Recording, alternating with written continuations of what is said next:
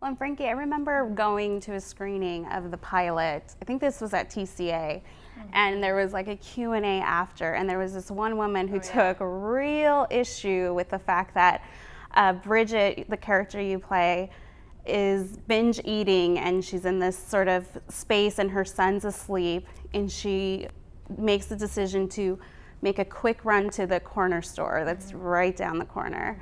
And she took real issue with that. Like, how could a mother do this?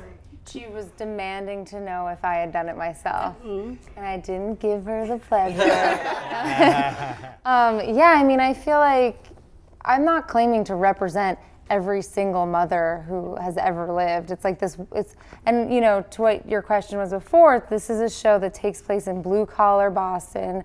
There's a Latino baby daddy, and there's like, so we're dealing, and then it's like very female centered. A lot of the stories are based on the stories that have happened to me or my writers, and so it's not, as you guys were saying, like necessarily, oh, we're gonna be this issues show. We're just sort of reflecting the world in which the show takes place. And so there's a lot of, you know, talk about and then also like the generational differences when you are in a place where you're struggling financially.